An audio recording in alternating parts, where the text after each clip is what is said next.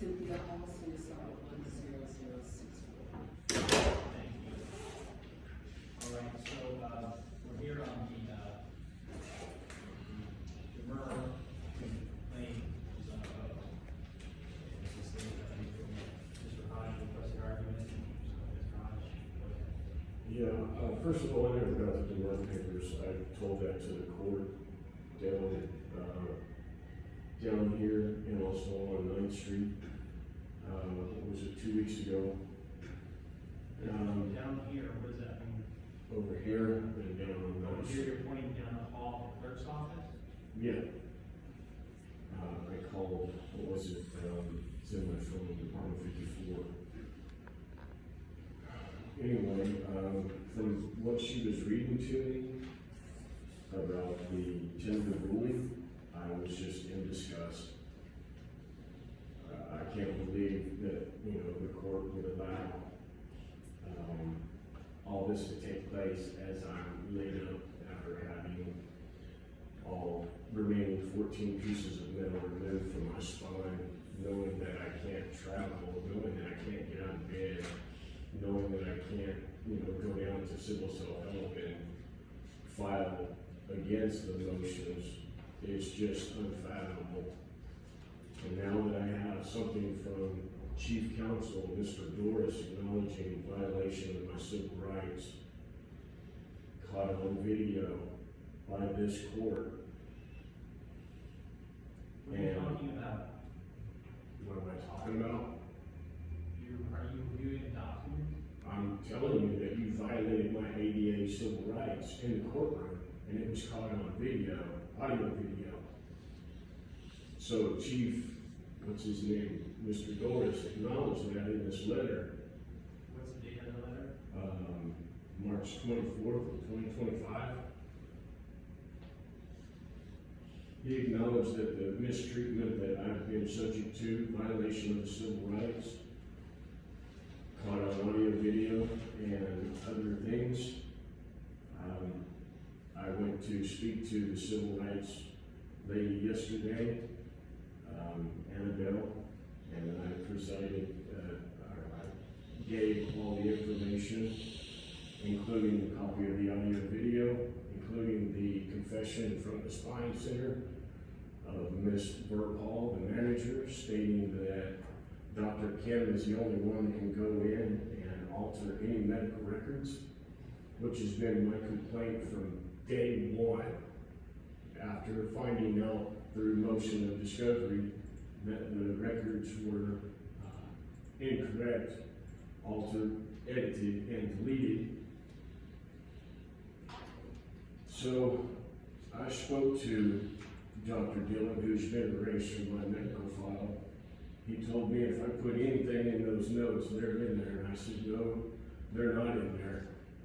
So when I gave all this information to Annabelle over at the Civil Rights Department, she told me, she says, if we do a referral for, criminal referral for the HIPAA violation, deletion of medical file, and criminal referral for Dr. Kim, she goes, that's going to be decided by me and the IT department once they view the audio video of the violation of my ADA civil rights, since I was laid up in my home after having 14 pieces of metal removed from my spine December 26th of 2023, which you've allowed this guy to file motions even after stating that I'm going to be laid up, and you denied the motion for continuance.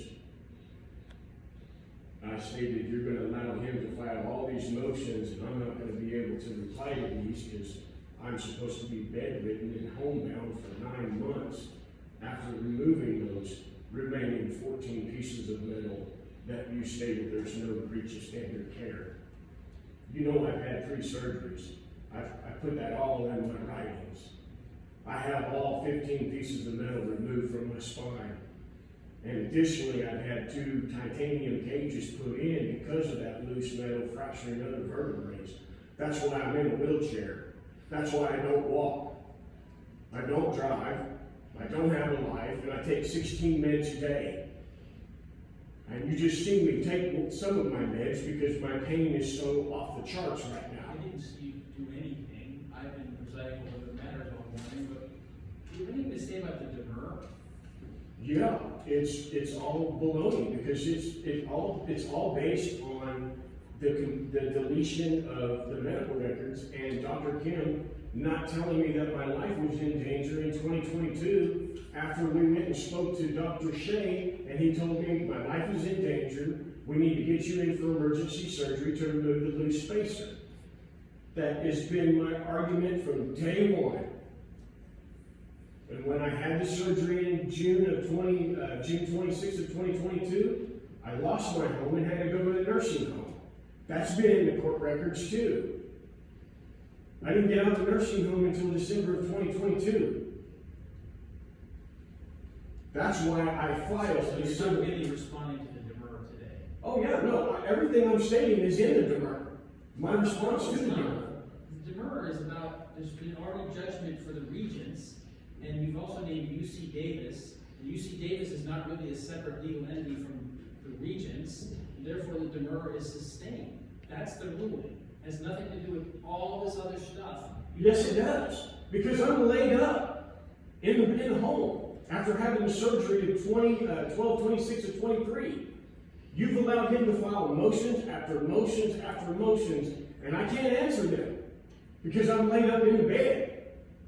You've allowed him to get judgments in January, February, and March when you had an ex parte hearing I wasn't even aware of.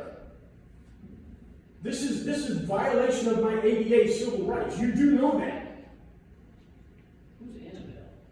Annabelle is the lady from the Civil Rights Department who took all of my information, including Civil Rights Department of what?